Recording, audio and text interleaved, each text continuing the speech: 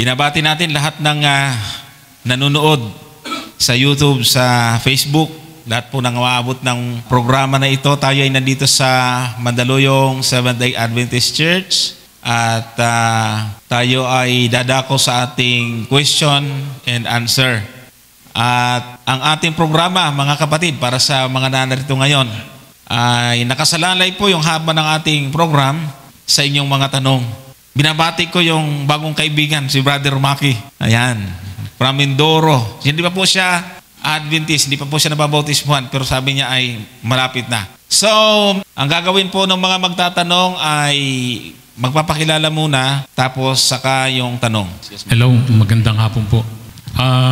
Actually, hindi naman mahirap yung tanong ko eh. Pakilala po muna kayo. Ako po ay si Dr. Nimrod Villanueva, isang retiradong manggagamot sa Department of Health 12 years ago. Actually, yung tanong ko naman, may connection ito sa kuwan eh, sabi nga natin, doctrinal. Pero kasi, hindi ba sa doctrine natin, ay tayo ay inililigtas sa pamagitan ng biyaya. We are saved by grace through faith. And then, pagkapunta ka sa Hebrews 11, nakikita mo dyan yung, sabi nga nila, yung mga bayani ng mga pananampalataya. Heroes of faith. Ang isa, yung heroes of faith, isa na dyan si Moises. Na yun ang subject ng pag-aaral natin nitong trimestre. Sabi ko nga ay, para bagang ayokong maging katulad nung isang bata, katulad nung isang, sabi nga, church father, pangalan si Augustine, na yung nilalaman ng banal na kasulatan ay ilalagay ko dito sa maliit kong utak. Hindi ko kaya yon. So sabi ko nga, siguro hanggang sa mamatay ako ay hindi ako matitigil sa pag-aaral ng banal na kasulatan. Ano po? Ngayon, tanong ko, actually may mga tanong, pero ito yung unang kong tanong. Sabi ko, sapagkat tayo inililigtas, we are saved by grace through faith. Dito ba sa aklat ng Exodus, lalo na dito sa nung ma-encounter ni Moises ang ating Panginoon, doon sa nagliliyab na hindi naman nasusunog, ay may matatagpo ba natin dyan yung nagliligtas na biyaya? Do we find salvation by grace? Makikita ito sa ating pakikipag-usap. Kasi sabi ko nga, I'm trying to, sabi ko nga, pilipitin yung ko. Dito sa makikita ba natin ito? Kasi nga, yung noong panahon, nung masulat yung New Testament, yung mga writer, ang quotation nila ay lahat ay sa Old Testament. Tama yun, di ba? Kung if you go to the book of Revelation, karamihan dyan majority ng mga pangungusap na ginamit ni Apostol Juan is a direct quotation from the Old Testament. Pero sabi ko nga, if I read my Bible, lagi ko nga, will I find grace today when I read my Bible? So, ang first question ko is, do we find in the conversation between Moses and the Lord sa burning bush, meron ba kayong nakitang biyaya? Did you find grace in that conversation? In the part of the Lord who saves you? Alam niyo siguro naman ibig sabihin ng definition ng grace, di ba? O yung biyaya. I hope everybody understand, di ba? Yung salitang grace o biyaya. Ano po? Kasi I think kasi yung sa conversation na marami yun Marami yung, sabi ko, it's not explicit, pero sabi nga it's implicit. Pag sinabing explicit, ibig sabihin, andun yan, kitang-kita mo. Pero pagka yung implicit, parang nakakakita ka lang ng clue, pero andun pa rin yun. You just have a clue. Or you get suspicious, it's there. Yun po. So, specific doon sa burning bush ay meron po ba tayong makikitang biyaya doon? Kasi sa Biblia na kinuha naman natin bilang mga Seventh Adventist, ang salvation ay by grace through faith. So yung question ay nung sa panahon noong nakita ni Moises yung Panginoon doon sa nagniningas na punong kahoy na hindi nasusunog, paano natin masasabi na mayroong biyaya ho doon? So kung titingnan po natin, yung pangyayaring yan ay nasa chapter 3 ng Exodus. So pag sinabi pong biyaya, sino po ba yung sentro nito? Sino po ba yung nasa sentro ng tinatawag nating biyaya, mga kapatid? Ang biyaya ay walang iba kundi ang ating Panginoon. Yung kaligtasan sa biyaya ay kaligtasan sa pagitan ng ating Panginoon. No? Siya yung biyaya na nagliligtas. Okay? Pupuntahan po natin yung senaryo. Basahin muna natin, ano? Magbasa muna tayo bago pumunta doon sa Exodus. Dito sa Lamentation, chapter 3, verse 22. Lamentation, panaghoy. Tingnan natin yung talata dito. 3:22. Meron po kasing nakasulat na ganito, sa mga kaawaan ng Panginoon ay hindi tayo nalipol sapagkat ang kanyang habag ay hindi nauubos. So yung pong habag po na dyan mga kapatid, ito po yung grace. Ano? So ang Diyos ay nagpakita kay Moises kahit na siya po ay takas, may nagawang kasalanan. Ano? Siya po ay tumakas kasi meron siyang napatay at nabulgar yung kanyang masamang kasalanan na ginagawa. Pumunta siya sa Midian matapos niyang patayin yung isang Ehipsyo. Na yun ay mababasa natin sa chapter 2, verse 12 to 13 ng Exodus. Ano? Pero tinawag po siya ng Panginoon. In short, yung meaning ng biyaya ay naroon. Hindi siya itinakwil, kundi naroon po yung mensahe ng pagpapatawad sa Kanya. So, ang Diyos dito ang unang kumilos. Ano? Sa grace po kasi ay hindi yung tao ang naghanap, kundi yung Diyos ang naghanap sa tao. Mga kapatid. Ngayon, sa panahon na yon ni Moises, yung burning bush na tinatawag, ay ang Diyos ang bumaba. Ano? Galing sa langit. Siya ang bumaba at nagpakita kay Moises sa nagniningas na pudong kahoy. Punta natin yung Exodus chapter 3 verses 7 and 8. At ganito po yung ating mababasa mga kapatid. At sinabi ng Panginoon, akin ngang nakita ang kadalamhatian ng aking bayan na nasa Ehipto at aking dininig ang kanyang daing dahil sa mga tagapagpaatag sa kanila sapagkat talastas ko ang kanilang kapanglawan. So nakikita po ninyo rito yung yung habag ng Diyos sa naghihirap na bayan niya na naalipin sa Ehipto. Sabi ng Panginoon, aking nakita ang kadalamhatian ng aking bayan sa Ehipto. So, ito po yung dahilan kung bakit siya bumaba doon. Basahin natin yung verse 8. At ako'y bumaba upang iligtas sila sa kamay ng mga Ehipsyo at upang sila'y isampa sa isang mabuting lupain at malawak. Mula sa lupaing yaon, sa isang lupaing binubukalan ng gatas at pulot sa dako ng Kananeo at ng Hetiyo at ng Amoreo at ng Peresio at ng Hivio at ng Hiboseo. So, nakikita po natin dito yung salitang ako'y bumaba. Nakita niya yung kalagayan ng Israel. Ito po ay pagpapakita ng habag o biyaya ng Diyos. Malignaw po dito na grace-based salvation. Wala siyang hinahanap munang aksyon ng Israel. Nakita niyang alipin ito. Kaya gumawa siya ng paraan at ginamit niya pa ang isang nagkasala para ilabas ito, mga kapatid. Kaya para sa atin yung mensaheng ito ay talagang naglalaman po ito ng biyaya. At sa Patriarchs and Prophets, mga kapatid, ay may pahiwatig ho doon si Mrs. White tungkol sa ginawang iyon o sa pangyayaring iyon, na it was the grace of God that came to Moses in the desert. He who had been fugitive and shepherd was now chosen as the deliverer. The Lord takes men as they are and train them for His service if they will surrender to His will. Yon, ang ganda. Ngayon, bago ko ibigay kay Brother Gomer, isa pa pong punto na gusto kong ipakita ho rito sa pamamagitan po ng mga talata ng Biblia. Kasi gaya doon niya banggit ni Doc, ay mayroong tinatawag na Heroes of Faith sa Hebrews chapter 11. Gusto ko pong basahin itong chapter 11, 24 to 26. Ganito po ang nakasulat, mga kapatid. Sa pananampalataya ng lumaki na si Moises, ay tumangging siya'y tawaging anak ng anak na babae ni Paraon. 25. Na pinili pa ang siyang tampalasanin, na kasama ang bayan ng Diyos kaysa magtamo ng nagsisikupas na kaligayahan sa pagkakasala. 26, na inaring malaking kayamanan ang kadustaan ni Kristo kaysa mga kayamanan ng Ehipto, sapagkat ang kaniyang tinititigan ay ang gantimpalang kabayaran. So, pinapahiwatig dito sa sulat, kung si Apostol Pablo man ang sumulat ng aklat ng Hebreo, ay nagpapahiwatig siya, mga kapatid, na yung Diyos na nakipag-usap, na bumaba doon sa burning bush, ay walang iba kundi ang ating Panginoon. Kasi si Moises, hindi niya pinili yung karangalan na ibibigay ng Ehipto sa kanya, kundi bagkos iniwanan niya, itinakwil niya yon. Pinili niya yung kadustaan ni Kristo.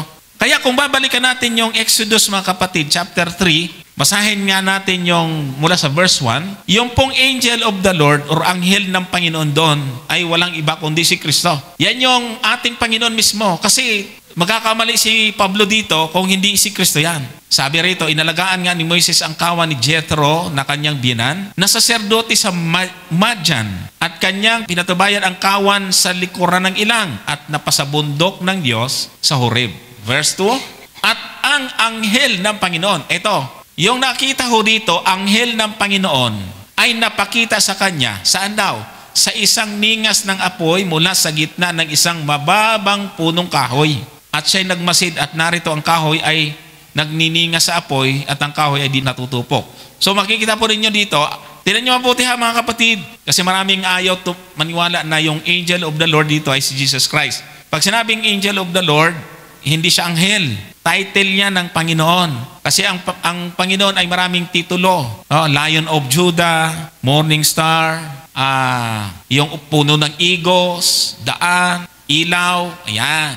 So isa sa titulo niya ay Angel of the Lord. Ito yung nakita. Saan daw nakita yung Angel of the Lord? Sa mababang punong kahoy na nagniningas. Tingnan niyo yung verse 3. At sinabi ni Moises, ako'y liliko ngayon, at titinan ko itong dakilang panoorin kung bakit ang kahoy ay hindi natutupok. Lalapit si Moises ngayon. Verse 4. At nang makita ng Panginoon, ayun, na panonoorin niya, ay tinawag siya ng Diyos mula saan? Mula sa gitna ng mababang punong kahoy. So, yung nasa mababang punong kahoy ay angel of the Lord. Pero dito, Diyos.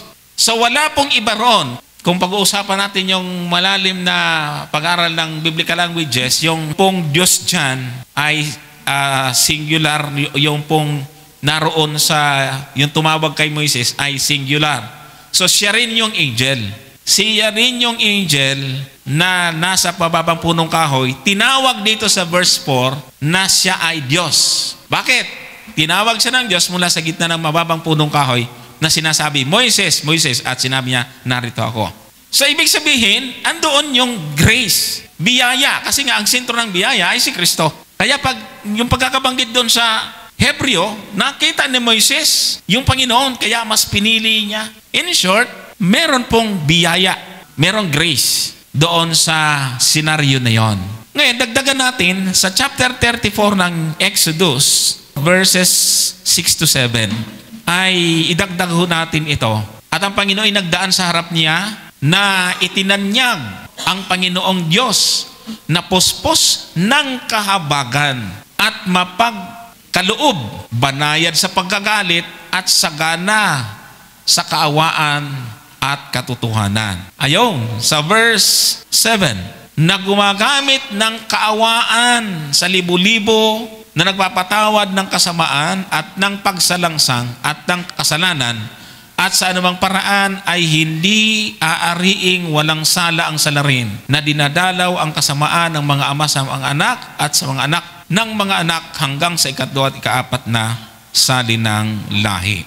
Ayan. So, nakita po natin dito yung yung biyaya Bago yung Exodus, bago si Moises, may biyaya na rin sa Genesis. Si Noe pa lang. Genesis chapter 6 verse 8. Sabi po dyan, datapat si Noe ay nakasumpong ng biyaya sa mga mata ng Panginoon. So, alam ko meron ding mga idadagdag si Brother Gomer, kaya bibigay ko sa kanya yung time.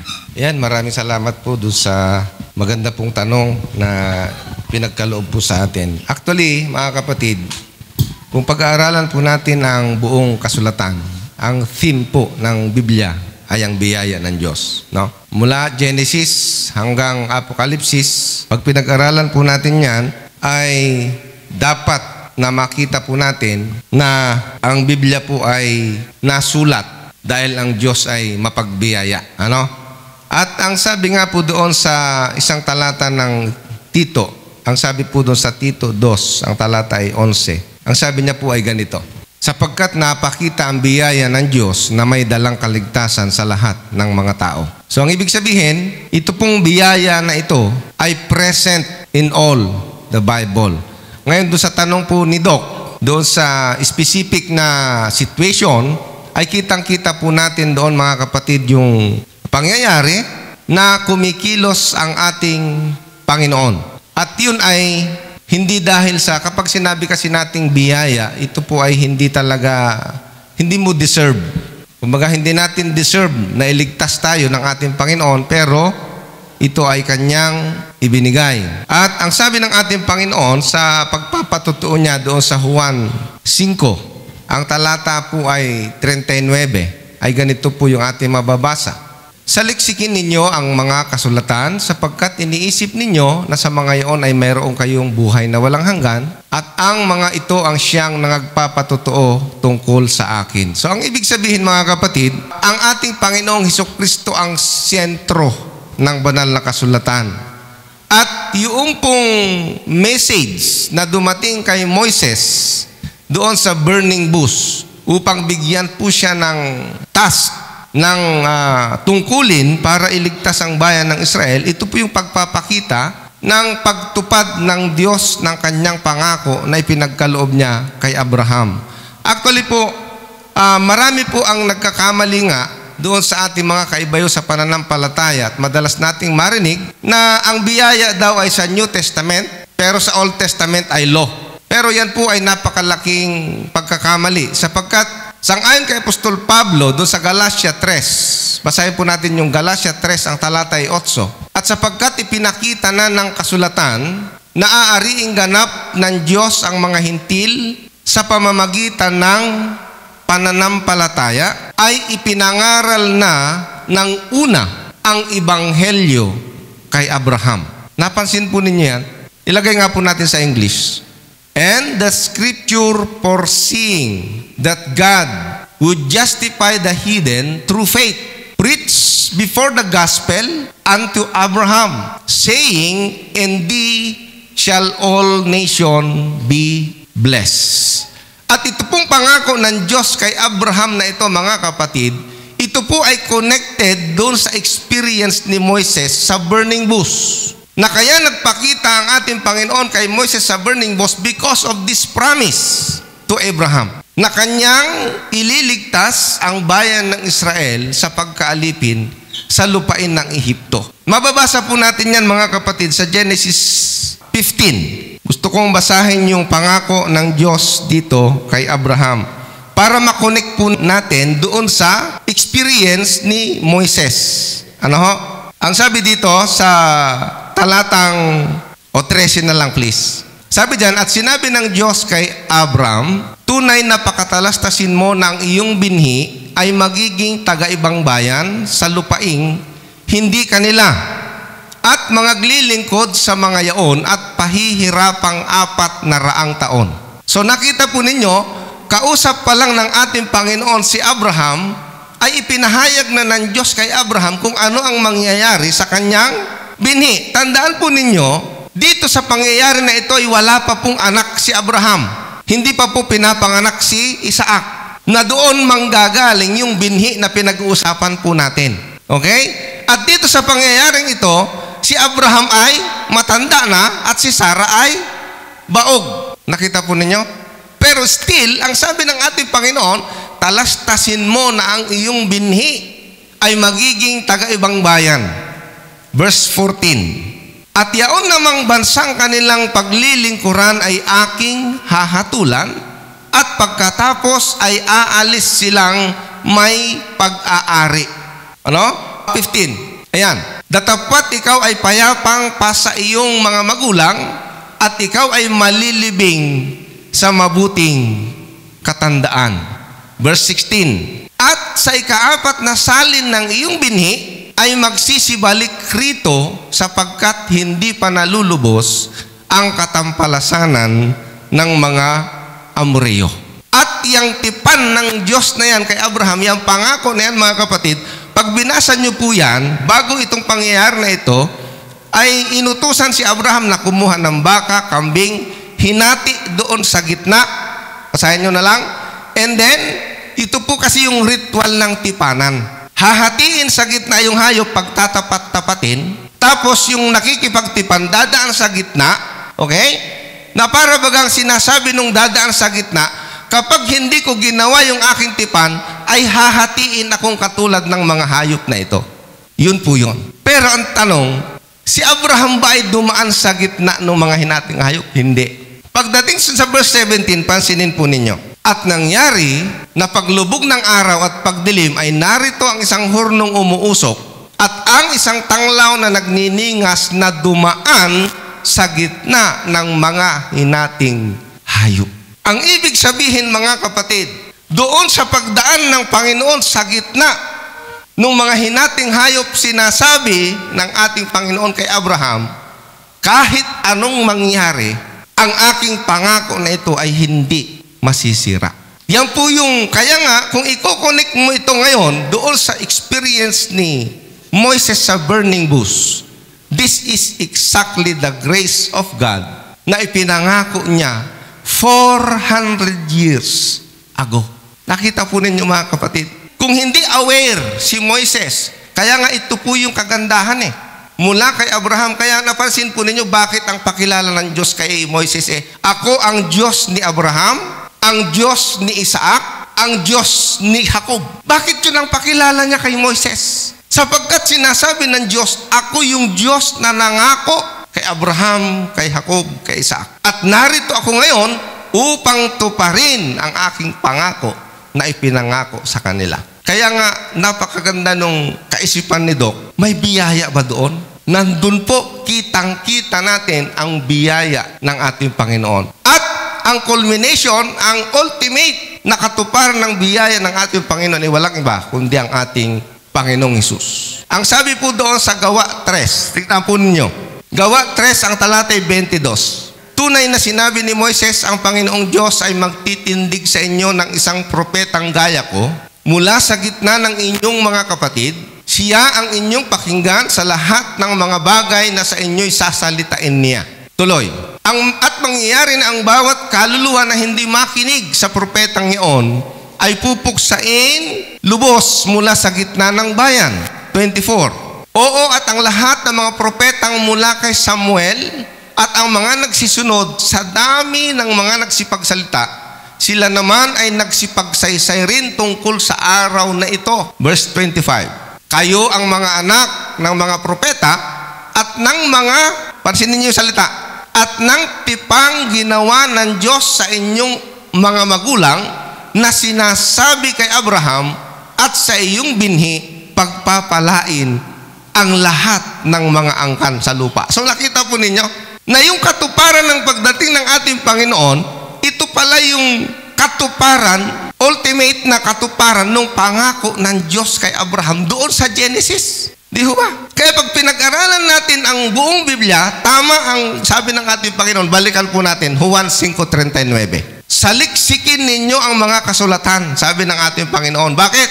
Sapagkat iniisip ninyo na sa mga iyon ay mayroon kayong buhay na walang hanggan, at ang mga ito'y siyang nangagpapatotoo tungkol sa akin. Ang ibig sabihin mga kapatid, mula Genesis hanggang Revelation, pag pinag-aralan po natin yan, makikita po natin ang ating Panginoong Jesucristo. At siya ang biyaya ng ating Diyos. Next question po tayo. Meron akong mga ganda naririnig Tapos merong magandang, lalo na yung awit. Ay napapansin ko kanina, ako gustong pumalakpak, ay walang napalakpak. Ang tanong ko, bawal bang pumalakpak pag may pagkatapos ng kanta dyan? Actually, wala po tayong black and white na order sa church na bawal. Ay, halimbawa ko nasa Biblia. Meron pong palakpak sa Bible na Yeah. pati mga tunog ng pagpuri. Hindi, ito talaga Babasahin ko sa inyo, Psalms 47, mga awit 47. Ano po? Clap your hands, all ye nations. Shout to God with cries of joy. For the Lord the Most High is awesome, the great King over all the earth. Oh, so pwede bang tayo ay pag may magandang awit, tayo papalakpak? Hindi naman yung palakpak na yung palakpak na ano po, yun lang Kaya matagal ko nang gusto itanong, bakit walang pumapalakpak? Ay ako kasi siguro sa kultura, may kultura tayo pero palagay ko na kung kayo ay makakapunta sa ibang bansa, lalo na sa yung mga Black Seventh-day Adventist churches, kasi maliwanag ito, clap your hands all you nations, shout to God with cries of joy. Maliwanag yan sa sikat ng araw. So, sabi ko nga, yung policy man-made yan yung policy man-made yan. Tama po na meron po tayong mga kanya-kanyang kultura. Yung culture, bagaman hindi natin pwedeng gawing doktrina, pero hindi rin natin pwedeng baliwalain kasi depende po sa lugar. Mga kapatid? Ngayon, gusto kong puntahan yung Psalms 47 verse 1, ayon po sa historical context, mga kapatid, yung pong tinatawag po nating history, ba't nala ginagawa po ito? Pumalakpak kayo, lahat ng mga bayan, magsihiyaw kayo sa Diyos ng tinig ng pagtatagumpay. Ano po yung context at background po ng chapter 47? Ang chapter 47 ay isang awit ng papuri sa Diyos bilang hari ng buong sanglibutan. Ibig sabihin, ito ay isinulat, itong chapter, ang Book of Psalms ay hindi po isang tao ang sumulat. Iba-iba po yung sumulat dyan. Kaya ayon sa mga scholar, ang chapter 47 ay sinulat ng mga anak ni Kore or sons of Korah. Isang grupo po ito ng mga Levitical musician. So, pagka sinabing Levitical musician sa temple o templo, ibig sabihin ang Psalms 47 is a kingship psalms. Awitin, mga awit papuri sa Diyos bilang hari. At makapangyarihan o tagapamahala ng lahat at iba't ibang mga bansa. Kaya ipinapakita dito na ang Diyos ay hindi lamang siya Diyos ng Israel, kundi hari siya sa lahat ng bansa, kasama yung mga hintil. Kaya ang tawag sa lahat ng bayan, ang pagkakasabi sa talata ay lahat ng bayan ay pumalakpak at magpahayag ng kagalakan sa pamumuno dahil sa tagumpay sa magitan ng gabay ng Diyos. So maaring ito ay isinulat upang ipagdiwang yung tagumpay. Hindi siya utos. Sa Bible po kasi mayroon tayong tinatawag na, ayan, si doktor, may iba po yung prescription sa description. Pag prescription, piniprescribe, gawin mo to. Pero pag description lang, sinasabi lang kung ano ang nangyari. Dinidescribe lang. Kaya ito ay may tuturing po nating description, hindi siya prescription.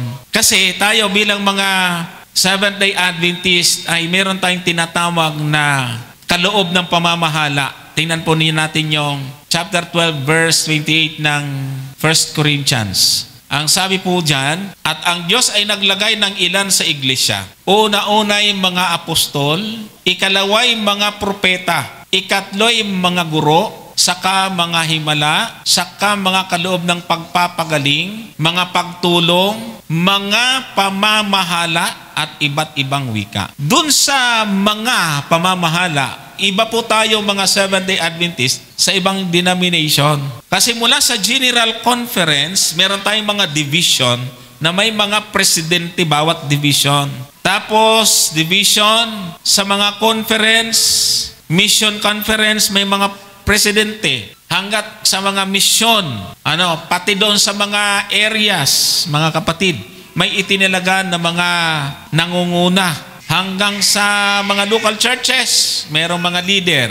So, pamamahala. So, ibig po sabihin, isa sa kaloob sa iglesia ay kung paano pamamahalaan. Kaya mapapansin po ninyo mga kapatid, marami tayong ginagawa sa church, hindi mo mababasa sa Biblia. Walang AY dyan. Walang Sabbath school dyan. Walang midweek, walang vesper. Pero bakit natin itinuturing na mahalaga? Kasi meron na pong pamamahala na ipinagkaloob sa church at tinatawag po natin ito na operational doctrine. Iba po yung core doctrine or fundamental beliefs natin. Yan po ang doktrina. Pero consider as doctrine yung programa sa church. Kaya lang, operational doctrine. Ayan. So, ibig sabihin, ito pong church na to ay meron pong ginagawang pamamahala conforme sa bansa na ina-align sa kultura kung anong meron siya. Kaya tama si Doc na meron pong yung mga black, pag natuwa sa sermon mo dito biglang tatayo dyan, pupunta rito, praise the Lord! Hallelujah! Di mo makukontrol yun. Magagalit yun pagka kinontrol mo. Kasi expression nila yun Natuwa siya doon sa part na binanggit mo, biglang tatayo yan. Papalakpak talaga yan. Ibig sabihin, depende na yan sa mga misyon na nakakaalam kung paano po mailalagay sa ayos yung pagsamba. Kaya tayo, naka-align po tayo doon sa kulturang Pilipino. Hindi ka po magkakasala kung papalakpak ka. Kaya lang, magpitinginan, ikaw lang pumapalakpak. Hindi mo naman makukumbinsi kasi hindi naman sila nasanay. Walang kasalanan doon. Walang kasalanan doon. Yun nga lang, ay ikaw na rin yung medyo mahihiya. So, ganun yung nangyayari. Pero kung sasabihin, nagkakasala, wala po tayong doktrina na magkakasala po tayo roon. So, meron pong prinsipyo, kahit sa mga sulat ni Apostol Pablo, na kung ano po yung ikatitibay, doon tayo.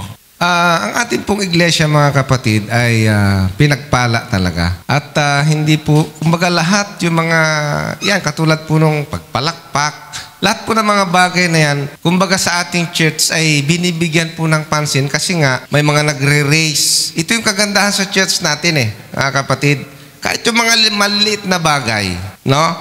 Ngayon, dito sa ating pong denomination ay meron po tayong mga Bible scholar na nag-aaral ng mga hermeneutics. Ano ba talaga yung sinasabi dun sa Psalms 47 verse 1? Although, sabi nga ni Brother Johnson, wala naman talagang masama kung papalakpak ka. Ano ba naman ang kasalanan ko kung papalakpak ako? Tama, no?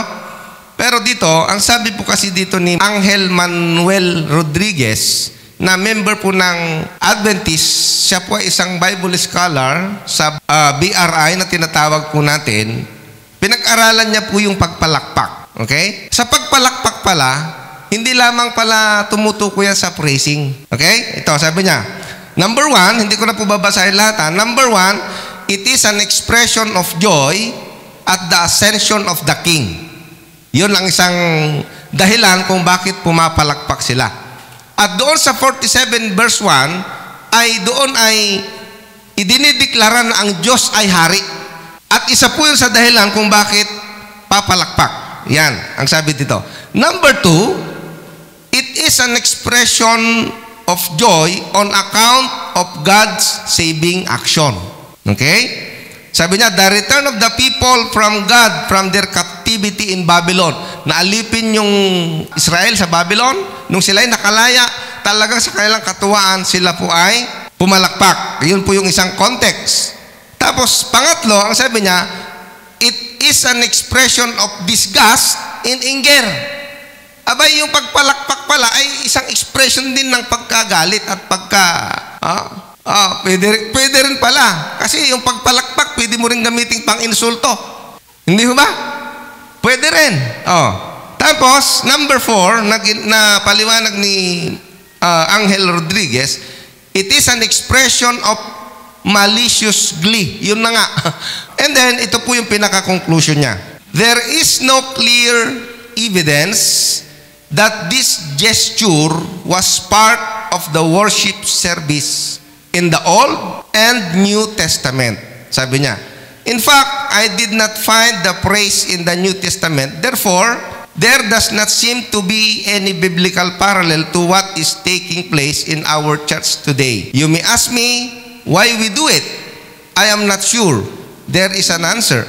I suspect that we incorporated clapping into our services from our cultural environment. So, tama. Sa kultura po talaga siya. which is wala naman talagang masama na pumalakpak. Clapping is usually associated with the entertainment industry but has become very popular in evangelical televised religious services. Perhaps we copied it from them. Yun po ang paliwanag ni Manuel Rodriguez, mga kapatid. Leaving aside the issue of cultural influence, I suppose that what really matters is that each person be fully aware of the reason why he or she claps in the church. So, kung talagang feeling mong sa puso mo gusto mong pumalakpak, pumalakpak ka. Yun namang mga ayos pumalakpak, wag po kayo matitisod kasi feeling niya yun, gusto niyang pumalakpak Hindi ho ba? Mahirap naman kung dahil lang sa palakpak mayroong matisod at hindi na mag-attend ng sabat. Yun ang delikado, mga kapatid. Ngayon, kung may matitisod dahil sa pagpalakpak ko, pipiliin kong wag nang pumalakpak kaysa matisod ka. Amen? Okay. Maraming salamat, mga kapatid. Okay, so thank you, Brother Gomer. Yun, nakita ko rin nga yung panagkuhanan niya. Si Doc Angel Manuel Rodriguez ay naging presidente po ng Biblical Research Institute, isa pong official website ng Seventh-day Adventist. Sila po ay mabusisi pagdating sa pag-aaral ng biblical hermeneutics, yung pong talagang tinitingnan nila yung history, yung pong semantics, context ng bawat talata na ating pong nababasa. So, tama po mga kapatid na ito ay sa ibang bansa ay ina-apply, kaya lang sa atin ay hindi po natin pinapairal. Pero meron din namang mga grupo na nasanay doon. Ngayon lang ay ina-advise sa atin na dahil trabaho o likas ito ng mga evangelical sa charismatic ay mas maganda na gamitin natin yung Habakuk na magsitahimik o tumahimik sa templo. Ayan, yun, Habakuk 2:20, ginagamit po natin ito. Ayan, sabi po dito sa Habakuk 2:20, ngunit ang Panginoon ay nasa kanyang banal na templo, tumahimik ang buong lupa sa harap niya. Ibig sabihin po dito, magkaroon tayo ng solemn or solemnity sa ating worship. At meron pong payo si Mrs. White tungkol po dito. Sabi niya sa history, Evangelism page 137, the things you have described as taking place in Indiana, the Lord has shown me would take place just before the close of probation. Every uncouth thing will be demonstrated. The Holy Spirit never reveals itself in such methods, in such a bedlam of noise. Ang tinutukoy niya po yung maingay na pagsamba na na-encounter niya doon sa Indiana. Ayan. So, okay. Kilala naman ako dito.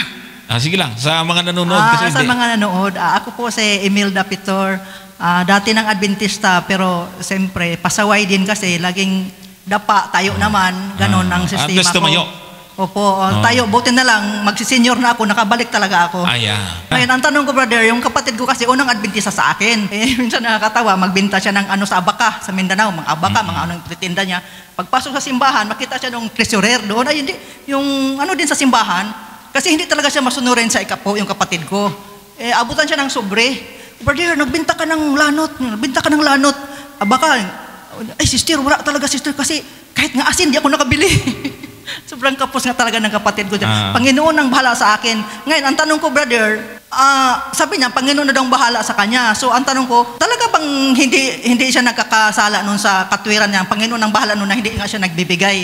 Hindi siya, sa madaling salita, hindi siya tapat ba sa pagbibigay ng kapulo? So, ngayon, ang tanong ko, hindi ba siya nagkakasala talaga doon ng kapatid ko? Kasi, yun nga, ang katwiran niya, kapos daw siya lagi. Yun ang katwiran niya, bahala na daw Panginoon sa kanya. Huwag din natin po mga kapatid na laging sasabihin yon. Talagang Panginoon bahala sa atin. Wala siyang magagawa. Sabihin ng Panginoon, bahala ka sa buhay mo.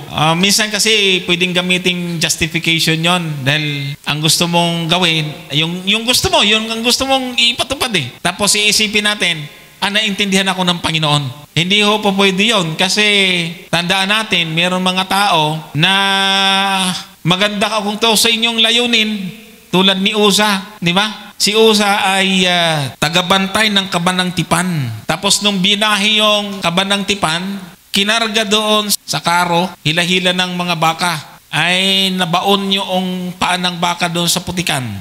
Gumiwang yung karo na pinagkargahan ng Ark of the Covenant. Tinulungan niya para hindi mahulog.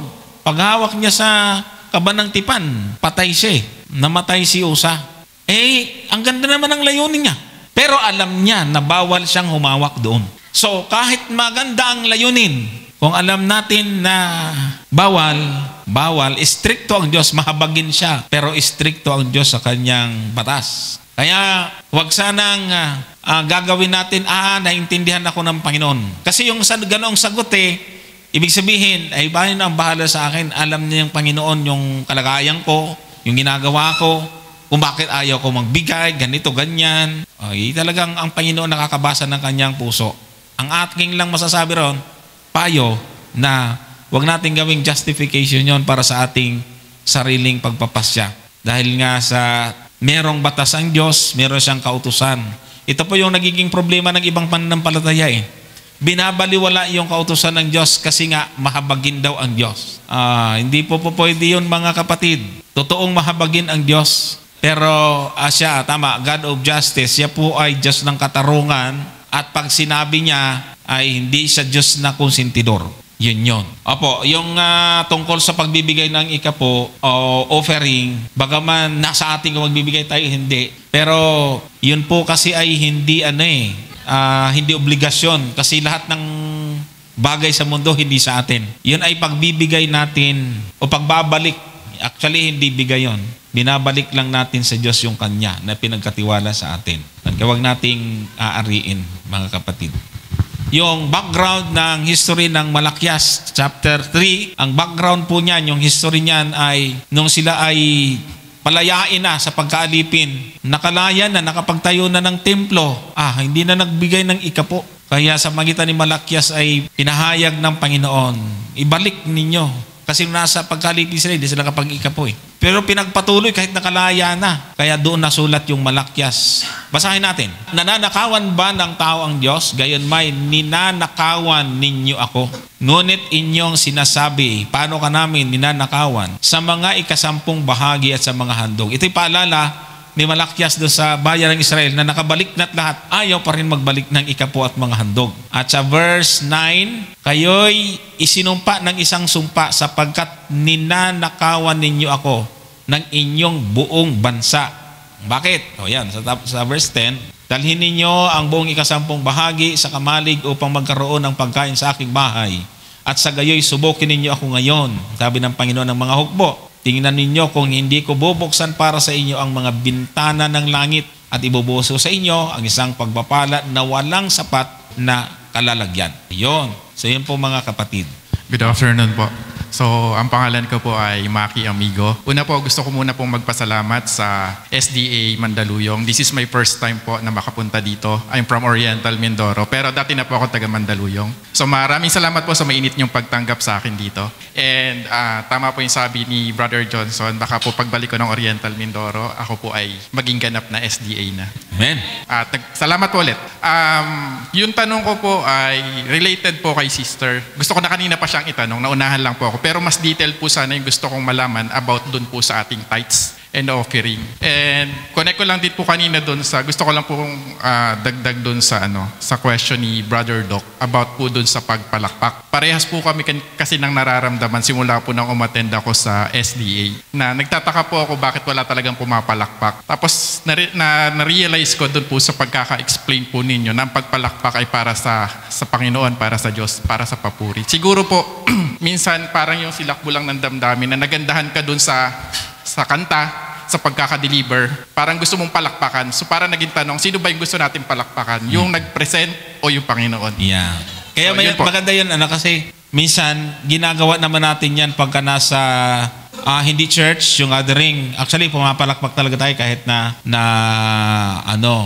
Sabat ay palakpakin natin ang Panginoon. At least, alam kung sino yung pinapalakpakan. Hindi yung kumanta, hindi yung speaker. Kaya na-realize ko po na sino nga ba dapat yung papalakpakan ko, yung bang nagandahan may ako doon point sa naman awit, yan. Oo. nagandahan ako doon sa pag-deliver ng kumanta, or yung palakpak ko ba ay para sa papuri ko sa Diyos. So, yung question ko na po related po doon sa tithes. So, tama po yung sabi na tinanong kanina kung paano po yung sa ika po. So, pinakang question ko po, may tamang formula po ba ng pagbibigay ng ating tithes doon sa 10%? Kalimbawa po, ako, isa po akong empleyado, meron po akong regular na kinikita. Tapos at the same time po, meron din po akong commission based doon sa performance ko. So paano ko po ba kukunin yung 10%? Kailangan ko po bang kunin yung 10% doon sa regular salary ko? Or kailangan ko pa rin po bang computan yung aking extra income based on my commission? And halimbawa po, aksidente, nakapulot po ako ng 1,000 habang naglalakad. Kailangan ko rin po ba siyang bawasan ng 10% at ibigay ko po sa simbahan? So paano po ang tamang pagbibigay ng ika po? Kasi ang sabi po, di ba, ang pagbibigay po ng tithes na 10% ay isang tapat na pagsunod sa ating Panginoon. So ang sa akin po, gusto ko lang malaman ang tamang proseso ng pagbibigay ng tithes para maging tapat ako sa pagbibigay ko po. Amen. Ayan hindi siya aayaw. Gusto niya lang malaman. Si Doc po ay meron yatang magandang sagot dyan. Actually, hindi sagot eh. Ganun. Ako. Hindi, bibigyan ko lang siya ng example sa aking karanasan. Parang sagot na rin. Unang-una kasi ay tinatanong, bakit ka ba nagbibigay at nagbabalik ng iyong ikapo at saka handog? Okay. So yun yung ano ba yung motibo ko bago ako na bakit ako magbigay. So sinagot ko yung sa sarili ko. Ngayon, ako nagbibigay ako ng ng aking tithe at saka offering. Meron ako retired na, so meron akong monthly pension sa government sa Pilipinas. So may mga kaibigan ako sa Amerika na sila ay tumatanggap ng Social Security. Okay. Sabi nila, tanong din sa nila, bibigyan ko ba ito ng ikapo itong aking Social Security? Ay nung ako ay nagtatrabaho pa, ay yung sweldo ko, ay binibigyan ko ng ay ibig sabihin daw yung kanilang pension ay nabigyan na nila ng naibigay nila yung tithe. Tama? Okay. Ako, yung aking pension, yung sweldo ko, binigyan ko na rin ng ng tithe. Diba? Binigyan ko ng tithe. Actually, pag may nagbigay sa akin ng mayroon akong tinatanggap pang konting ilang sakong palay kasi meron kaming share dun sa aming konting palayan. So actually, hindi ko pa nako-convert into cash para ibigay yung ikapo. So meron pa akong bibigyan ng ikapo. Pero ang tatanungin niyo ako, yung bang aking pension, binibigyan ko ba ng ikapo? Pagkaunawa ko kasi sa pagdating ng ng anong bagay na tinatangkili ko, ewan ko kung ako'y mali ay hindi sa akin. Sa Panginoon yan, ako'y katiwala lamang. So, pati oras ko sa Panginoon yan. So, dapat yan, ako'y dapat mabuting katiwala. So, nakuha mo yung So, ibig sabihin, yung aking pension, katatanggap ko lang nung last week, I represent my pension sa government. So, I paid my tithe. Okay. Bigyan pa kita na isang example. So, sumisweldo ako, di ba? Sumisweldo ako eh. Kahit nag-retired ako, na-board ako, nagtrabaho ako sa US for, a few years. Meron akong, every year, pag nag-file ka ng income tax return, mga 2 to 3 weeks, yung refund mo, nakukuha na namin. So, sabi nung iba, yung bang refund ko sa tax, kailangan ko pang bigyan ng ikapo, nabayaran ko na yan, kasi pagtanggap ko ng sweldo ko, yun kasama na yun sa sa pagbibigay ko ng tithe So, yun yung ang gusto ko lang tingnan mong kasi sabi ko nga, ang motibo ko sa pagbibigay ay isa dahilan na yung lahat ng meron ako ay hindi akin yan. Pinagkatiwala lang sa Panginoon. Ewan ko kung may kasagutan doon sa tanong mo. So, kung ako'y makapaulat ng 1,000, sasabihin ko sa'yo, bibigyan ko na ikapo yan. Ayan. Opo, naintindihan ko po yung pagkaka-explain po ni Brother Doc. Kasi yung sa inyo po ay pension nyo na kasi. Nabawasan nyo na po na ikapo ninyo. Yung tinatanong ko po kasi kay Brother Johnson, kung paano po yung tamang formula. Kasi halimbawa po, ako po ay may regular income. So, babawasan ko rin po siya ba ng 10%. Tapos meron po akong extra hassle na may commission po ako. Another 10% po ba yun?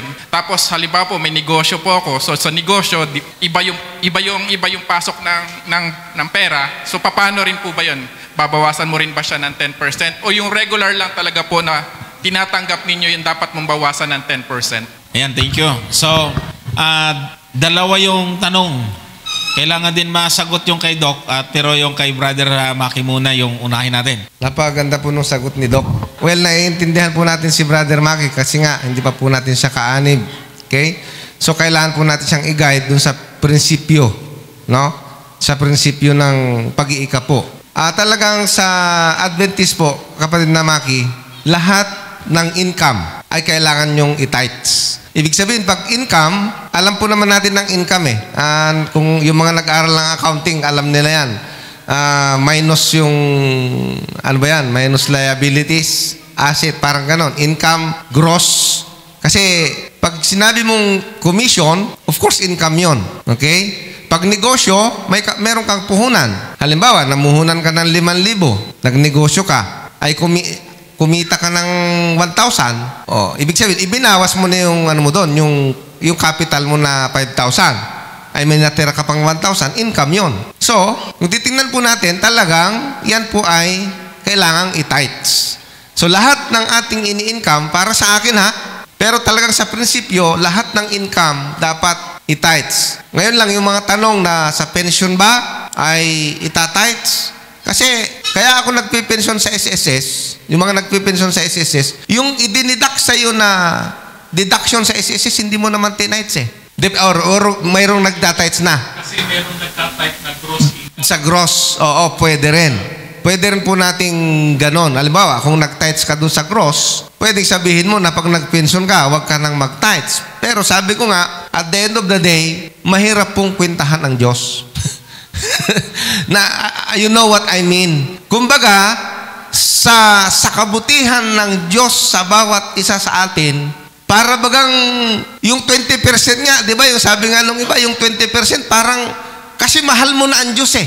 Mahal mo na siya eh. Ibig sabihin, ipinakita niya kasi yung pagmamahal niya sa'yo at mahal mo na yung Diyos. Yung pagbibigay mo sa Diyos ay hindi dahil sa prinsipyo na kailangan kong ibigay ito.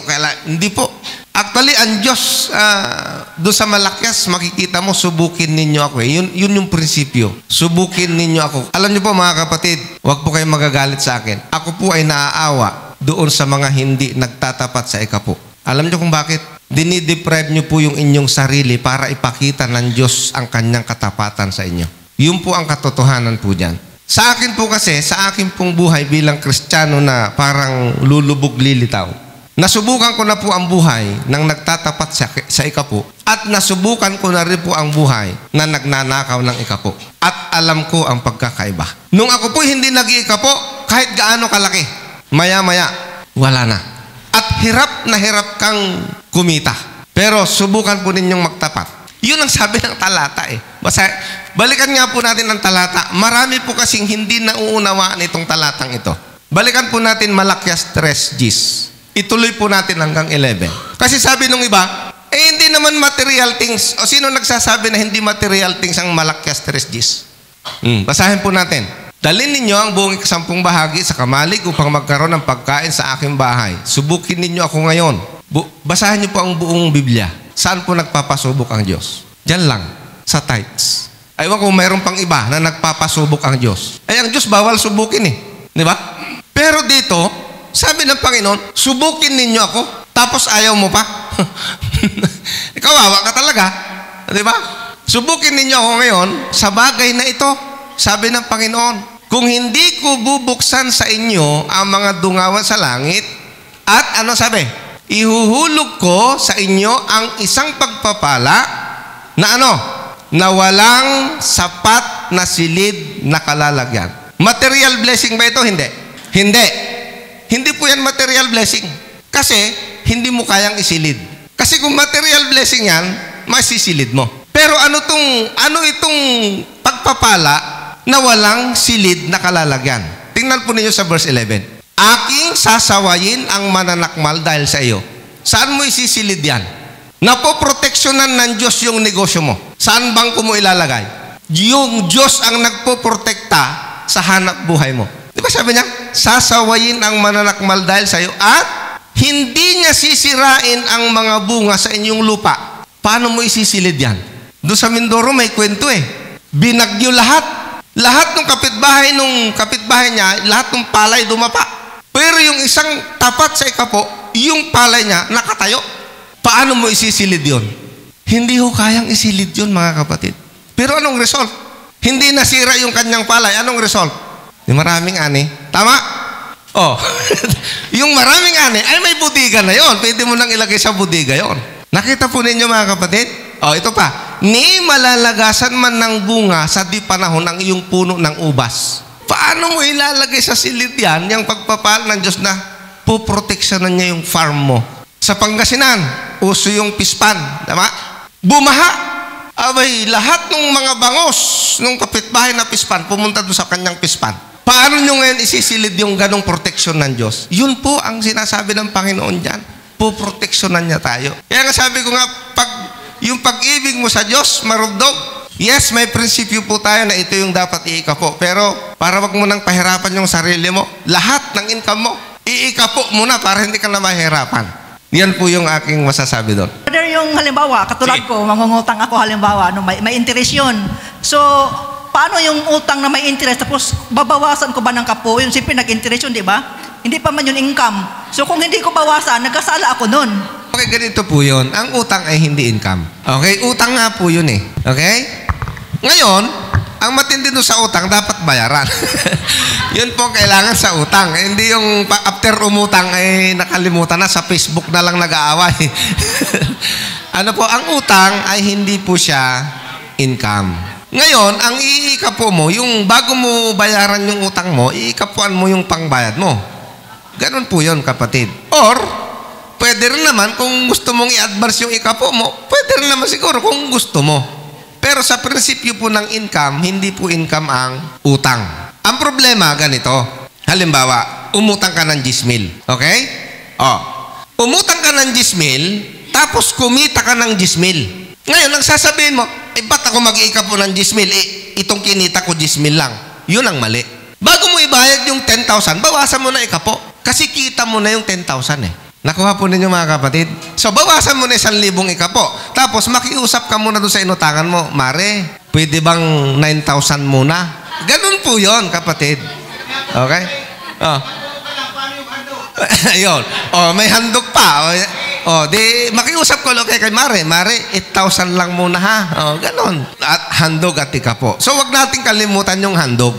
Okay? Actually, yung handog, nasusukat na yan kung gaano mo kamahal ang Panginoon. At alam nyo, sa totoo lang, hindi po ako naniniwala, mga kapatid, na yung nagtatapat sa kanyang handog at ikapo ay walang testimony ng katapatan ng Diyos. That is impossible. Lahat ng nagtatapat sa ikapo at handog, sigurado ako, mayroon silang masasabi gaano katotoo yung sinasabi ng Panginoon dyan. Tinanong ko po sa kay Pastor Adap yan noon ay tama yung sagot ni Brother Gomer. Pagkautang pa yan, pag wala ka pang income doon, ay wag mo munang bibigyan ng ikapo. Pagka kumikita na. Ibig sabihin, pag umutang ka ng kotse, kung kita ko libo-libo, hindi ko ikapo. Kasi pa. Basta may kita ka doon, magbigay ka ng ikapo. Yung kinita mo, pwede yung pang bago mo hulugan, pwede ka na yun. Nasa iyo na yun, mga kapatid. Si Brother Rico merong sagot.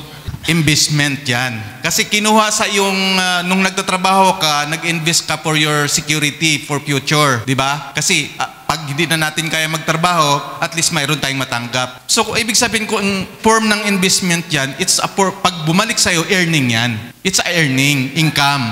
So, wag mo sabihin dahil, nagtrabaho ako, nag-tights na ako.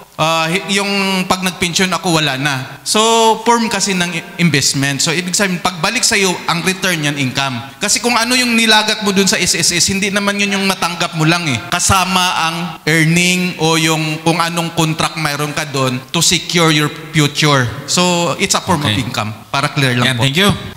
Ako po si Marvin Tawidi at ang aking pong simbahan doon sa anak ng Mother Church sa Wellness. So, ang tanong ko lang po ay, 5 tanong eh. Dami. Pero, 2 lang. Pero, ang tanong ko po doon sa 1 Juan 5:16, ano po yung 2 bagay doon na sinasabi na kasalanang hindi ikamatay at kasalanan ikakamatay? At yung pangalawa kong tanong dito sa Hebreo 10:25 hanggang 26, tunay ba na ang pagtitipon na yun ay sabat? Na huwag pabayaan yung pagtitipon gaya ng ugali ng iba? tunay ba na ang pagtitipon na yun ay araw ng Sabat, at yung kung sinasadya nila magkakasala ay wala natirang hain. Ang kasalanan bang tinutukoy ni Pablo diyan yung paglabag sa araw ng Sabat? Yun lang po, kapatid. Yun sa unang Juan. At saka yung Hebreo. Sige, yung unang Juan muna. 1 John 5:16, kung makita ng sino man ng kanyang kapatid ay nagkakasala ng kasalanang hindi ikamamatay, ay idalangin siya at bibigyan siya ng Diyos ng buhay na ukol sa mga nagkakasala ng hindi ikamamatay. May kasalanang ikamamatay, hindi tungkol dito ang sinasabi ko na idalangin niya. So, yung dalawang uri ng kasalanan dito, mga kapatid, kasalanang hindi patungo sa kamatayan o hindi ikamamatay. Ayan. Ano po itong kasalanang hindi ikamamatay? Ito po ay mga kasalanan, mga kapatid, ng mga mananampalataya na may mga kahinaan, hindi niya sinasadya. Pagkatapos, pag nagkakasala siya, ay hindi niya kinakalimutan na magsisi or pagsisihan yung mga kasalanan. Marami pong mga mananampalataya na hindi naman plinano na gawin ng isang kasalanan. Kaya tayo po ay mayroong nature ng pagiging makasalanan. Kaya may tendency talaga tayong magkasala kahit na nasa pananampalataya tayo. Bagaman hindi ini-encourage sa atin na maging sinless totally. Yung sinatawag na sinless, perfect, walang kapintasan. Tulad ng paniniwala ng iba. Pero sa original na turo ng Adventist ay hindi natin pwedeng gawing doktrina yung sinless perfection. So, ang ibig po sabihin, itong kasalanan na maaaring ipanalangin ng iba, halimbawa tayo, ipanalangin tayo, ay ito po yung mga hindi sinasadyang kasalanan na may kapatawaran kasi hindi natin sinasadyang kasalanan yon. So, kung titingnan natin, mamaya, babasahin natin yung mga context po niyan. Yung kasalanan na ikamamatay, ito yung kasalanang sinasadya. Ito yung pinaplano, talagang ayaw ng pagsisihan. Ito po yung kasalanang ikamamatay. Ito yung unpardonable sin, kasalanan hindi mapapatawad. Itinuturing itong blasphemy o kapusungan. Tingnan natin yung Mateo 12:31 at 32. Kaya sinasabi ko sa inyo, ang bawat kasalanan at kapusungan ay ipatatawad sa mga tao. Datapat ang kapusungan laban sa espiritu ay hindi ipatatawad. Yan, kamukha din 32. At ang sino mang magsalita ng isang salita laban sa anak ng tao ay ipatatawad sa kanya. Datapat ang sino mang magsalita laban sa Espiritu Santo ay hindi ipatatawad sa kanya kahit sa sanglibutang ito o maging sa darating. Ayan. So, ito po yung trabahong ng Espiritu ay paalalahanan, sumbatan tayo sa pagkakasala. At dahil doon ay itinuturo sa atin na tayo ay kinakailangan humingi ng tawad. So, kasalanan sa Espiritu kung hindi hiningi ng tawad. Kasi ang udyok ng Espiritu sa tao ay humingi ng tawad. Ano po? So, meron tayong tinatawag na kasalanang sinasadya at kasalanang hindi sinasadya. At kapag ang kasalanan ay patuloy na nilalabag at hindi na nakukonsensya, kaya hindi na humihingi ng tawad, yun na yung kasalanan sa Espiritu, mga kapatid. So, meron tayong mababasa rin, siguro idagdag natin itong Hebreo 10:26 at 29. Ang sabi po ay ganito, sapagkat kung ating sinasadya ang pagkakasala pagkatapos na ating matanggap ang pagkakilala sa katotohanan, ay wala nang haing natitira pa tungkol sa kasalanan. Diba? Yung sinasadya yon na paulit-ulit lalo na. Sinasadya talagang kasalanan. 27. Kundi isang kakilakilabot na paghihintay sa paghuhukom at isang kabangisan ng apoy na lalamon sa mga kaaway. Ito yung taong namumuhay na sa kasalanan, mga kapatid. Hindi na talaga nagsisisi. 28. Ang magpawalang halaga sa kautusan ni Moises at patutuo ng 2 o 3 saksi ay mamamatay na walang pagsala. Noon, sa panahon ni Moises, pinapatay talaga parusang, kamatayan. 29. Gaano kayang higpit ng parusa sa akala ninyo ang ihahatol na nauukol doon sa yumurak sa anak ng Diyos at umaring di banal sa dugo ng tipan na nagpabanal sa kanya at umalipusta sa espiritu ng biyaya. Ibig sabihin, winalang halaga yung pagtubos o kamatayan ng Panginoon. Kung titingnan natin yun sa chapter 6, verse 4, ito yung minsan nakakilala. O basahin nga natin. Punta tayo sa chapter 6, verse 4 hanggang 6. Diyan din sa Hebreo. Sapagkat tungkol sa mga minsang naliwanagan at nakalasap ng kaloob ng kalangitan at mga nakabahagi ng Espiritu Santo at nakalasap ng mabuting salita ng Diyos at ng mga kapangyarihan ng panahong darating at sa kanahiwalay sa Diyos ay di maaaring baguhin silang muli sa pagsisisi. Yamang kanilang ipinapakong muli sa ganang kanilang sarili ang anak ng Diyos at inilalagay na muli siya sa hayag na kahihiyan. So nakita po natin dito yung panganib. Kaya po yung kasalanan niya hindi ka mamatay na pwede mong ipag-pray ang isang tao, ay ito yung may kahinaan. So kailangan natin ipag-pray. Hindi naman niya sinadya yun. Tandaan natin, walang kasalanang hindi pinatatawad. Ang kasalanang hindi pinatatawad pag hindi mo hiningi ng tawad. Yun yung kasalanan sa espiritu, mga kapatid. Sige.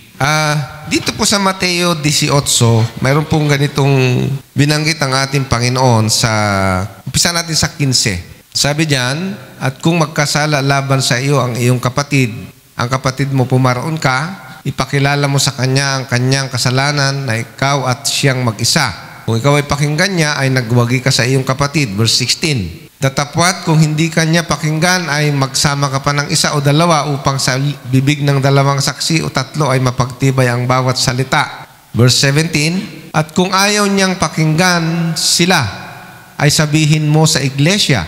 At kung ayaw rin niyang pakinggan ng iglesia, ay ipalagay mo siyang tulad sa hintil at maniningil ng buwis. So, may prinsipyo pong binabanggit doon sa unang Juan na alam po natin na yung kasalanang hindi mapapatawad, yan yung kasalanang ikamamatay. Kasi lahat naman po ng kasalanan, pag pinagsisihan po natin, pinatatawad po ng Diyos yan. Ang kasalanan na hindi napapatawad ay yung kasalanan na hindi pinagsisisihan. No? Kaya yung kasalanan na hindi ayaw magsisi nung kapatid, paano mong ipapanalangin yun? Ayaw niya nga magsisi. Hindi ho ba mga kapatid? Bakit siya hindi nagsisisi? Kasi ang pagsisisi po gawain ng Holy Spirit yan eh. Yung kabutihan ng Diyos ang nagdadala sa atin sa pagsisisi. Kaya nga, ang kasalanan na hindi napapatawad, ito yung pamumusong sa banal na Espiritu. Ang ibig sabihin, nilalabanan niya yung gawain ng banal na Espiritu sa buhay niya. Kaya yung mga nag-iisip na mayroon silang kakayahang magsisi sa sarili, delikado po yun. Narinig nyo na ba ho yung sabi na, ay, saka na ako magsisisi pagka, di ba? Pag nakikita kong magsasandelo na. May mga naririnig po akong ganyan eh. Na para bagang yung kanyang pagsisisi ay nanggagaling sa kanya. Hindi po. Ang pagsisisi ay regalo po ng Diyos sa atin yan. Ibig sabihin, gawain ng banal na Espiritu, bakit nararamdaman natin ang magsisi? Roma 2, ang talata 4. Ganito po yung ating mababasa. O hinahamak mo ang kayamanan ng kanyang kabutihan at pagtitiis at pagpapahinuhod na hindi mo nalalaman na ang kabutihan ng Diyos ay siyang umaakay sa iyo sa pagsisisi. So, kapag ang isang tao po ay nagsisisi pa, may pag-asa po yan, ipanalangin po natin. Pero yung sinabi mo yung kasalanan niya, ito na, sabi niya, hindi naman. Delikado po yun. No? Delikado po yung hindi tumatanggap ng kanyang pagkakamali. Ang sabi ni Apostol Pablo sa Tito 3:10, mahirap po ito, pero ito po ang payo ni Apostol Pablo. Ang taong may maling pananampalataya, pagkatapos ng una at ikalawang pagsaway, ay itakwil mo. Mga kapatid. So, mahirap, no? Lalong-lalo na kung ang nilalabanan ay yung aral ng iglesia at siya pa yung, ay, mali ang, mali ang, ewan ko na. Di ho ba? So, yan po yung payo ng apostol. Wag na po tayo makipagtalo doon sa mga ganyan, no?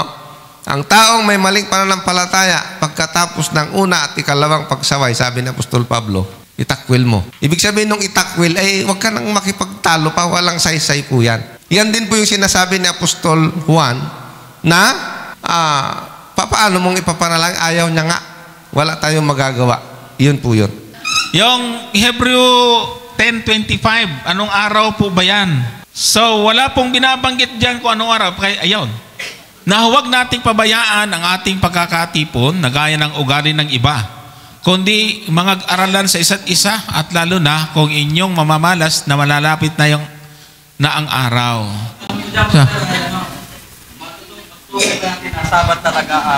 Alam nyo yung pagtitipon, hindi lang Sabat ha. Dapat malinaw sa atin to. Baka mamaya akala natin yung pagtitipon, araw lang ng Sabat. Mabami pong araw ng pagtitipon, hindi lang po Sabado. Yung pag-araw ng pagsamba, hindi lang po araw ng Sabat. So, hindi rin araw ng Sabat yung binabanggit po rito, kundi yung mga pagkakatipon sa iglesia, anumang araw yan, ay huwag po nating pababayaan. Ano po? Huwag natin nalagay na Sabado lang tayo magkakatipon. Kaya yung pagkakatipon po dyan, ay hindi po natin sinasabing yan ay Sabat, kundi anumang araw, anumang oras na pagkakatipon ay huwag po natin pababayaan. Okay? So, yun lang naman. Hindi po natin masasabi at hindi po natin matitsak na yan ay Sabat. Saka yung purpose at ang konteksto po niyan ay hindi nangangahulugan na yan po ay araw ng pahinga, mga kapatid. So, tanda natin, yung karugtong niya na binasa po natin kanina, yan na yung karugtong yung kasalanan na sinasadya ay walang, ilagay nga, yan sapagkat kung ating sinasadya ang pagkakasala, pagkatapos na ating matanggap ang pagkakilala sa katotohanan, wala nang haing natitira patungkol sa kasalanan. So, tinutukoy po dito mga kapatid, ay yung mga kapabayaan at kawalang ingat sa ating pong pananampalataya, mga kapatid. Yan. Okay, sige na. Doon sa kapatid. Ako po si Junel Salas, taga Mandaluyong po. Ang tanong ko po, kasi ako, dati isang backslide hanggang sa nagkaroon ako ng pamilya, nagkaroon ng 2 anak. Ngunit sa samantalan, itong bunso kong anak, pangalawa, namatay sa dengue po. Itong anak ko po, namatay siya at kami na kanyang magulang ay wala sa pananampalataya dahil sa na-backslide nga po ako. At gayon, ang aking asawa naman siya, aking asawa ay hindi Adventist, isa pong Catholic din. Kaya, ang tanong ko po, itong anak ko na namatay, meron ba siyang kaligtasan pagbalik sa Panginoon kung saan siya ay namatay na wala kami sa pananampalataya? May kaligtasan po ba yung bata? Ayan, so wala pong kinalaman yung bata sa pag-backslide ninyo? Ilang taon yon? 10 months. Oo, lalo na yun. Madali lang sagot doon. Hindi mapapahamak yun. Kasi hindi po sa Ezekiel 18:20. Ang kaluluwa ng anak nagkakasala, mamamatay. Ang anak ay hindi magdadanas ng kasamaan ng anak ng ama. O magdadanas man ang ama ng kasamaan ng anak, ang katuwiran ng matuwid ay isa sa kanya at ang kasamaan ng masama ay isa sa kanya. So, wala pong kinalaman yung bata, at hindi po yun masusumpa. Noong ang Panginoon ay nandito sa lupa, yung mga bata ay lumapit sa kanya, 19:14 ng Mateo, at gusto sanang palayuin ang mga alagad, pero ang sabi niya, datapat sinabi ni Jesus, pabayaan ninyo ang maliit na bata na huwag ninyong pagbawalan silang magsilapit sa akin sapagkat sa ganito ang kaharian ng langit. Ibig sabihin, pinapakita ng Panginoon dito na andun yung kanyang concern lalo sa mga bata.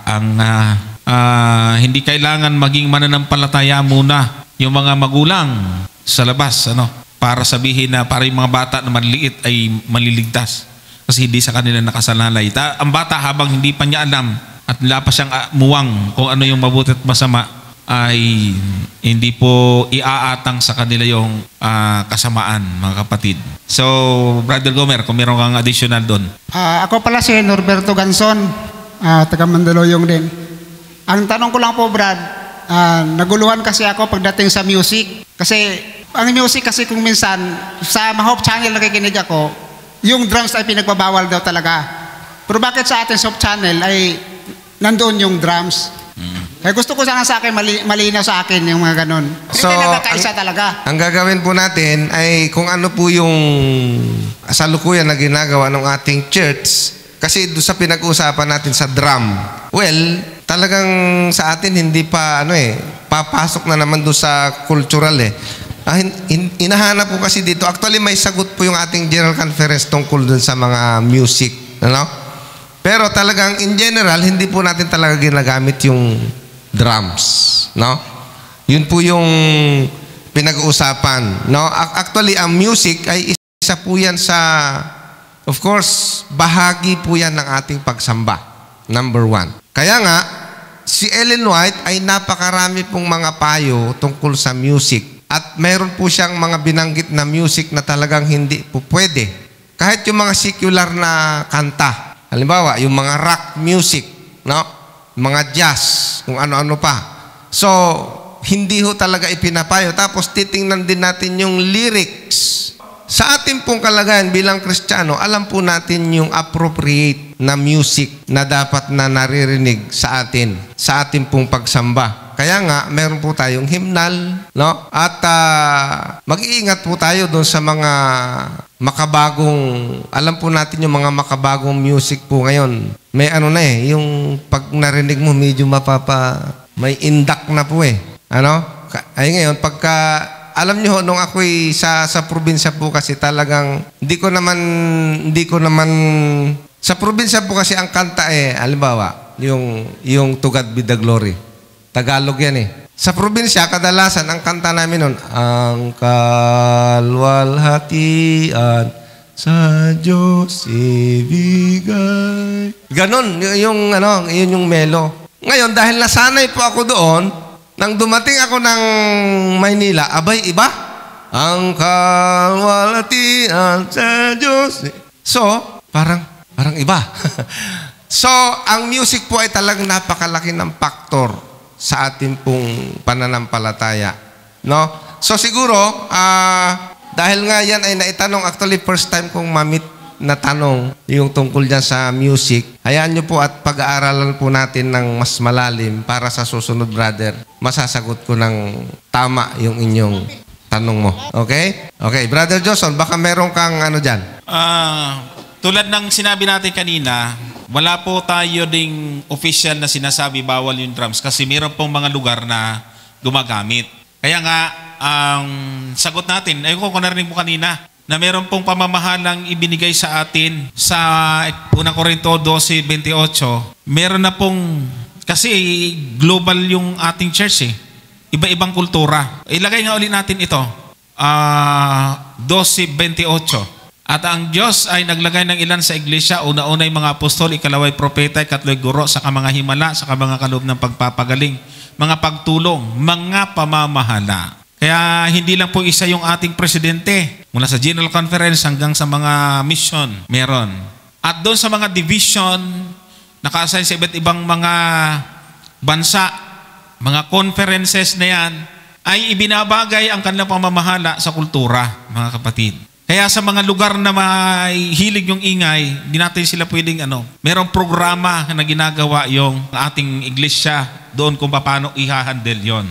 So, kaya wala po tayong black and white na bawal. Doon lang sa mga lugar na nasanay, katulad dito sa atin, na hindi tayo sanay po doon at hindi po tayo na-train doon sa paraang iyon ay doon po natin ina-apply. Kasi mahirap na gawin natin yon. Actually, meron ng church dati na nagsagawa niyan. Ayoko nang banggitin. Bandang huli ay inalis din kasi parang marami ang natitisod. Meron pong church na meron mga drums doon. Ngayon, ang nakakatulong sa atin pagdating sa ganyan is yung sulat ni Mrs. White. Doon tayo minsan nakakakuha ng liwanag para makita po natin kung paano po niya pinayuhan ang iglesia noon hanggang sa huling bahagi ng panahon. At gusto ko mabasahin ito, medyo mas mahaba-haba kasi binasa ko kanina. Mula po sa Last Day Events, page 159, sa sulat ni Mrs. White, ang sabi po dito, the things you have described as taking place in Indiana, These comments were made in connection with the Holy Flesh movement. Yan. At the Indiana Camp Meeting of 1900, for further details, ito'y mababasa rin sa selected messages. Ano po, ang sabi po dito, the Lord has shown me would take place just before the close of probation. Every uncouth thing will be demonstrated. There will be shouting with drums, music, and dancing. The senses of rational beings will become so confused that they cannot be trusted to make right decision. Pero kung titingnan natin doon, ang pinakamahabang context po dito ay pinapaiwas ni Mrs. White kasi nagdala po ng kalituhan sa bayan ng Diyos noon, nung buhay pa siya. So hanggang ngayon, bagaman sa ibang lugar nakikita natin na mayroong gumagamit nito, pero control po yon, hindi exaggeration, hindi po sobrang ingay. Kung yung inyong napapanood ay hindi po siya katulad ng ginagawa ng iba. Meron po tayong tamang paggamit. Kahit na sa ibang bansa ay sila ang nakakaalam kung hanggang saan doon kanilang mga limitasyon tungkol po sa music, mga kapatid. Ayan. So ito'y tumutukoy sa isang karanasan doon sa camp meeting kung saan may ginagamit na drums, may sigawan, sayaw, at kinundi na nga ito ni Mrs. White bilang pagkilos ng kaaway. Tinuring po niya itong isang gawain ng kaaway, hindi ng banal na espiritu ayon sa context ng ating binasa. So bagaman ang drums ay hindi ito masama mismo, pero hindi po maganda na abusuhin ito, mga kapatid. Ang mga drums ay ginagamit sa maraming kultura o tinatawag nga itong neutral instrument. Ngunit sa isang estilo ng musika, lalo na po sa church, sa loob ng church ng Seventh-day Adventist, ay pati yung tamang lakas at volume ng paggamit ng mga heavy beat-based rhythms tulad ng mga naririnig natin sa mga banda ay hindi po natin ipinapayo. Mas pinag-iingat tayo. Kaya nga may mga naka-assign po tayong mga music directors sa isang departamento para makontrol yung pong musika. Merong magandang sinasabi po dito sa Ecclesiastes kung saan ginamit din po ito ng church bilang explanation tungkol sa limitadong paggamit ng drums. Chapter 5 verse 1, Ecclesiastes. Ang sabi doon sa unang bahagi ng talata, ingatan mo ang iyong paa pagka ikaw ay napasa sa bahay ng Diyos, sapagkat ang paglapit upang makinig ay maigi kaysa magbigay ng hain ng mga mangmang, sapagkat hindi nila nalalaman na sila'y nagsisigawa ng kasamaan. So, posible na kahit na yung ating pagsamba ay akala natin tama, pero kung may mali sa ating worship, ay pwedeng ito'y isang maging uri ng kasamaan. Kung naipapasok na po natin yung estilo na panglabas, ay pwedeng magkasala po tayo. Kaya pinag-iingat tayo sa pagpupunta sa bahay ng Diyos. Lalo na kung ano yung programa, hindi lang music, kung ano pong programa na ginagawa, kailangan tayo nagiging maingat. Kaya napakaganda yung structure ng ating iglesia na meron po tayong mga pamamahala na itinalaga. Meron po mga nangangasiwa kahit na sa ating mga pinakamaliit na lokal na iglesia. Ayan po, mga kapatid. So, first time ni Brother Maki na maka-attend ng ganito. So, follow mo na lang yung aming page, Pag-aralan Natin Ministry. Sa hindi pa po nakakapag-follow sa aming page, Pag-aralan Natin Ministry, sa YouTube at saka sa Facebook, paki-follow na lang po, mga kapatid.